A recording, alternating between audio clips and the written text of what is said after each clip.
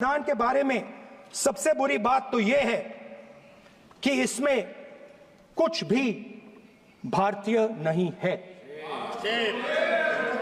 भारत के संविधान के बारे में सबसे बुरी बात तो यह है कि इसमें कुछ भी भारतीय नहीं है। यह आपके नेता ने कहा था, जिसकी आप पूजा करते हैं। Speaker sir, I described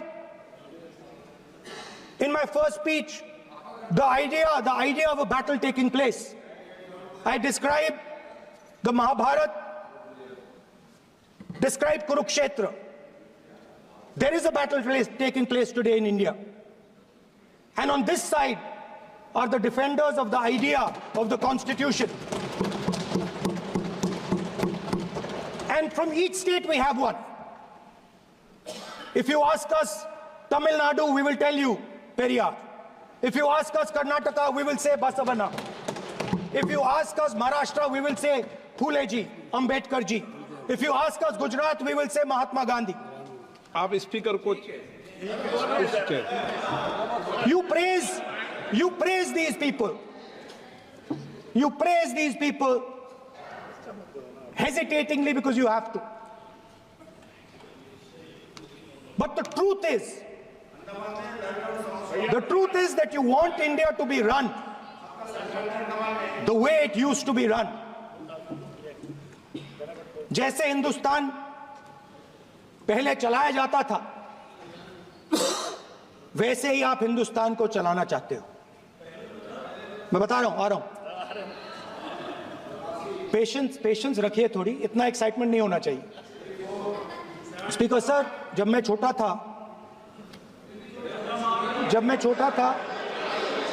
Delhi में, स्पीकर सर, दिल्ली के चारों ओर जंगल हुआ करता था। जो आज यहां रहते हैं उनको ताजुब होगा कि एम्स के बिल्कुल बगल में जंगल शुरू होता था। जहां रेलवे म्यूजियम है वहां पे जंगल शुरू होता था। वैसे ही जंगल में, दोनों नॉर्थ और साउथ, वैसे ही जंगल में हजारों साल पहले एक युवा, 6-7 साल का युवा, हर रोज सुबह उठ के 4 बजे उठ के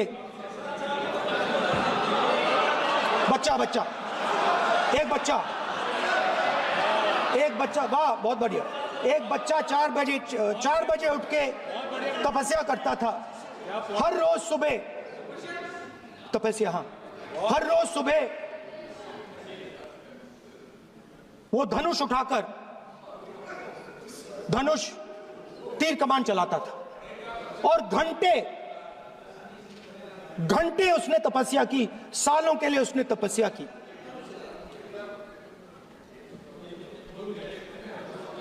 पास लोगों को पता लगने लगा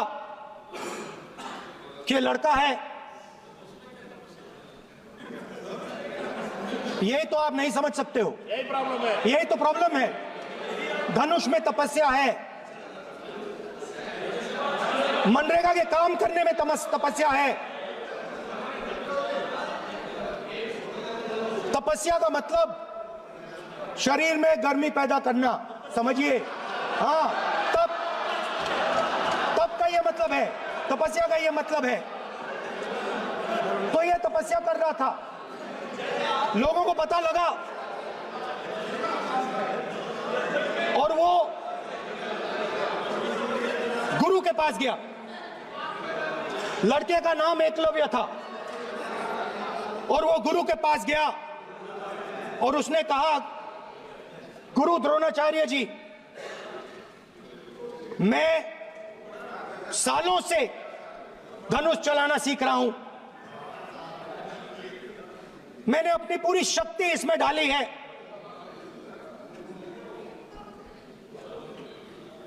आप मेरी मदद कीजिए, आप मेरे गुरु बनिए। द्रोणाचार्य जी ने एकलव्य को कहा कि आप ऊंची जात के नहीं हो,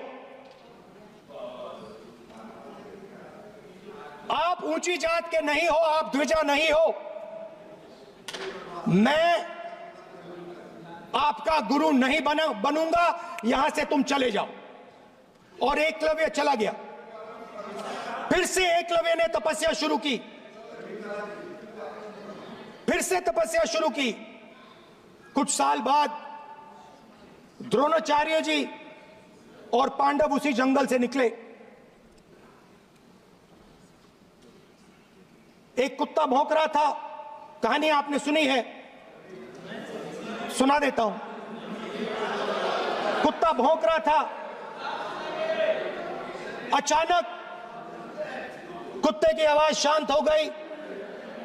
द्रोणाचार्य जी और पांडव पास गए और उन्होंने देखा कि तीरों के जाल में कुत्ता फंसा हुआ था। मुंह में तीर था एक, हाँ, मगर कुत्ता तीरों के जाल में फंसा था। एक तीर मुंह में थी, शांत था कुत्ता, मगर कुत्ते को चोट नहीं लगी। एकलव्य ने अहिंसा के साथ कुत्ते को शांत किया था। द्रोणाचार्य जी आते हैं और एकदम पूछते हैं, तुम्हें यह किसने सिखाया? एकलव्य जवाब देता है, द्रोणाचार्य जी, ये मैं सीखा हूं, मैंने तपस्या की है, घंटों मैंने प्रैक्टिस की है।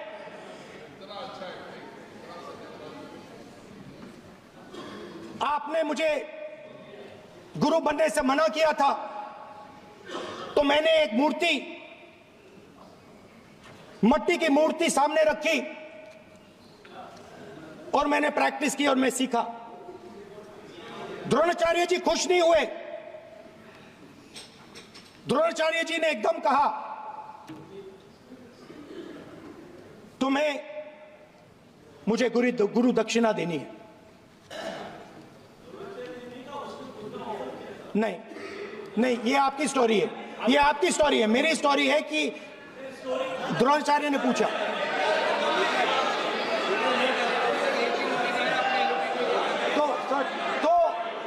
तो द्रोणाचार्य जी ने, Sir, the PM will not speak. You have to understand. If you are not giving order, Prime Minister has to speak. That you have to understand. If you are not giving protection, if you are not giving protection to LOP, then Prime Minister has to speak here. I will tell you. We will be very clear. ठीक है sir. माननीय सदस्य, आपको मैंने कई बार कहा, आप धमकी शब्दों में मत बोला करिए। एक मिनट जाती। संसदीय कार्य मंत्री बोले, कितने डिस्टर्बेंस कर रहे थे। द्रोणाचार्य जी ने कहा कि मुझे आप गुरु दक्षिणा दीजिए। मेरी स्पीच ले ली आपने। तो द्रोणाचार्य जी ने उनसे कहा कि गुरु दक्षिणा के लिए मुझे तुम्हारा हुनर, तुम्हारा भविष्य, तुम्हारा अंगूठा चाहिए। और एकलव्य ने अंगूठा काट के द्रोणाचार्य को दे दिया।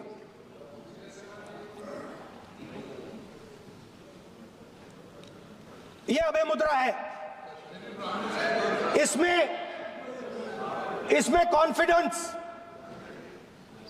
स्ट्रेंथ, निडरता कहां से आती है? हुनर से आती है, इस अंगूठे से आती है। ये लोग इसके खिलाफ हैं। जैसे द्रोणाचार्य जी ने एकलव्य का अंगूठा काटा, वैसे ही आप पूरे देश का अंगूठा काटने में लगे हुए हो।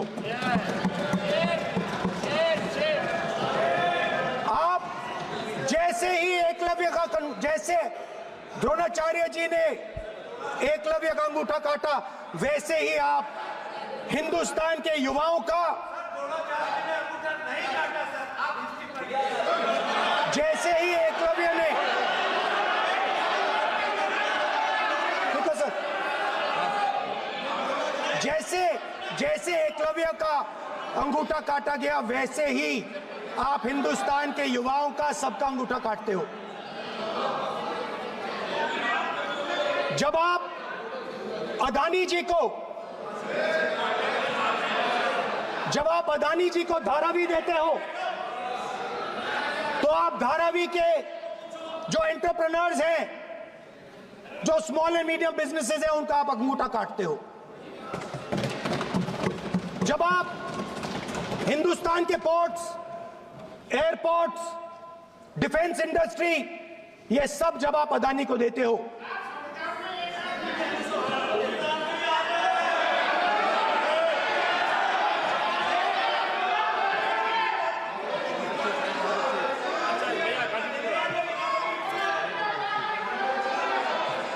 हिंदुस्तान के सारे जो फेयर प्ले बिजनेसेस हैं,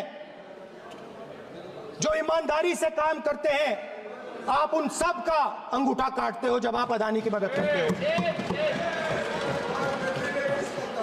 कॉन्स्टिट्यूशन में लैटरल एंट्री कर आप हिंदुस्तान के युवाओं का, पिछड़ों का, गरीबों का अंगूठा काटते हो।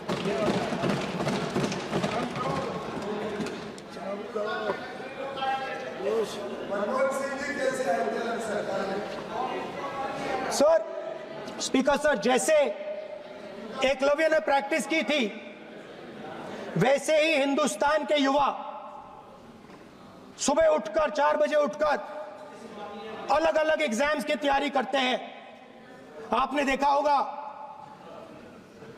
पहले हजारों युवा सुबह उठकर रनिंग करते थे, वेट ट्रेनिंग करते थे आर्मी में जाने के लिए। जब आपने अग्निवीर लागू किया तो आपने उन युवाओं की उंगली काटी। जब आप पेपर लीक कराते हो, 70 बार आपने पेपर लीक करवाया है, तब आप हिंदुस्तान के युवाओं के का अंगूठा काटते हो।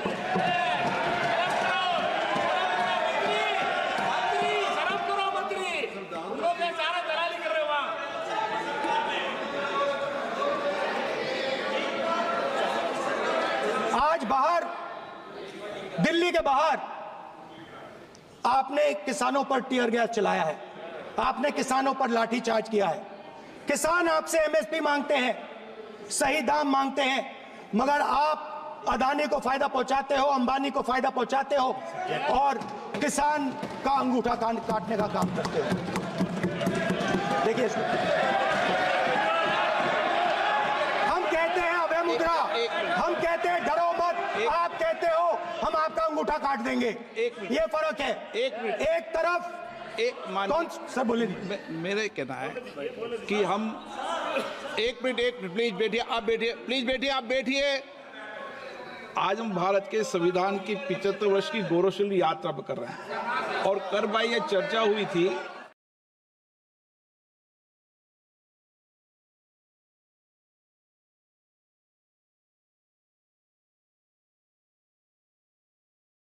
कॉन्स्टिट्यूशन में कहीं नहीं लिखा है कि मोनोपोली होनी चाहिए। कॉन्स्टिट्यूशन में कहीं नहीं लिखा है कि पेपर लीक होना चाहिए। कॉन्स्टिट्यूशन में कहीं नहीं लिखा है कि अग्निवीर होना चाहिए। कॉन्स्टिट्यूशन में ये सब नहीं लिखा है, इसलिए मैं यहाँ रेस कर रहा हूँ।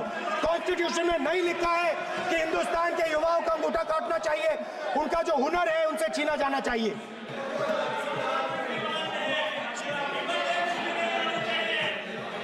बैठे बैठे कर रहे हैं सर, 5 बजे अब भी बैठे बैठे करेंगे। अब कुछ नहीं बोलना है उसके, 5 बजे देखिएगा, 5 बजे देखिएगा क्या करते हैं। स्पीकर सर, मिलेगा। मैं कुछ दिन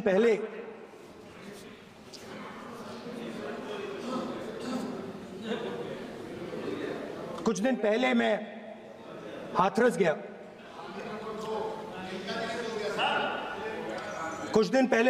गया।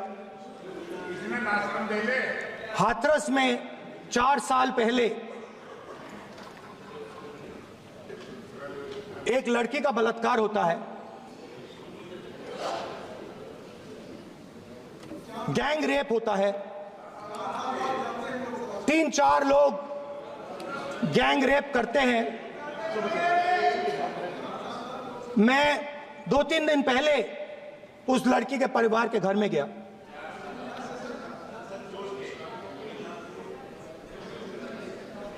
जिन्होंने गैंग रेप किया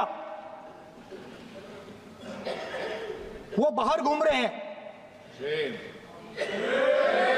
और लड़की का परिवार अपने घर में बंद है। लड़की का परिवार बाहर नहीं जा सकता है।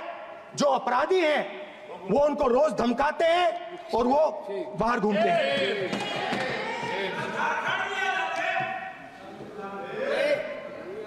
परिवार ने मुझे बताया कि बेटी का जो अंतिम संस्कार था वो भी नहीं करने दिया और चीफ मिनिस्टर ने इसके बारे में खुलकर मीडिया में झूठ बोला है। ये कॉन्स्टिट्यूशन में कहां लिखा है? ये कॉन्स्टिट्यूशन में कहां लिखा है कि जो बलात्कार करते हैं वो बाहर रहे और जिसका रेप हुआ है, जिसके परिवार, उस परिवार को बंद कर दिया जाए? कहां लिखा है कॉन्स्टिट्यूशन में? ये आपकी किताब में लिखा हुआ है, मनुस्मृति में लिखा है, मगर कॉन्स्टिट्यूशन में नहीं लिखा। और अगर आप कहते हो कि यूपी में आपका राज है और वहां पे कॉन्स्टिट्यूशन नहीं लागू होता है, वहां पे मनुस्मृति लागू हो रही है।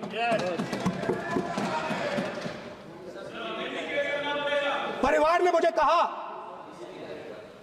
ने मुझे कहा कि यूपी की सरकार ने उन्हें वायदा किया था, कहा था कि हम आपका रिलोकेशन करेंगे, आपको कहीं और रहने की जमीन देंगे।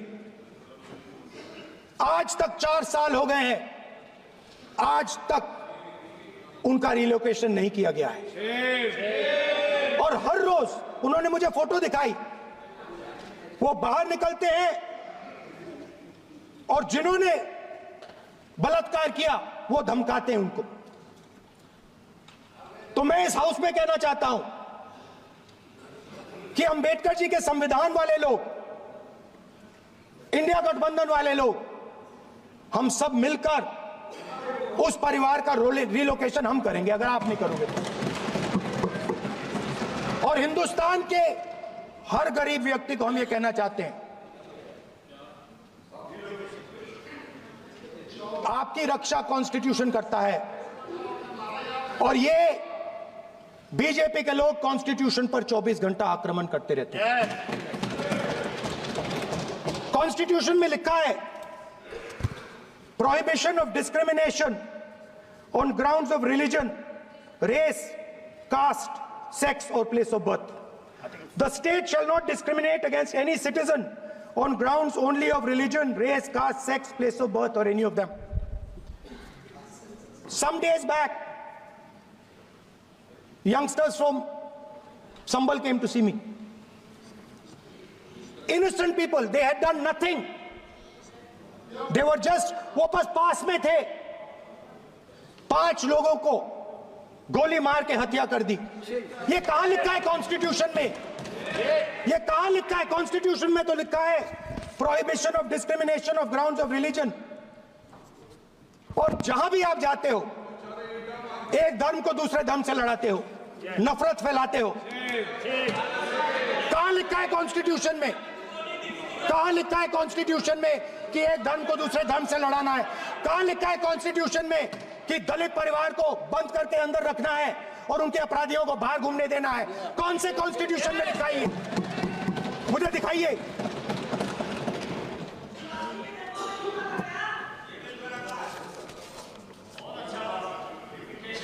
स्पीकर साहब, हमारी जो विचारधारा है, इंडिया गठबंधन की विचारधारा है, वो देश में कॉन्स्टिट्यूशन लाई है। हम सब मिलकर कॉन्स्टिट्यूशन की रक्षा करते हैं। अंबेडकर जी ने कहा था, if there is political equality but no social and economic equality, political equality will be destroyed.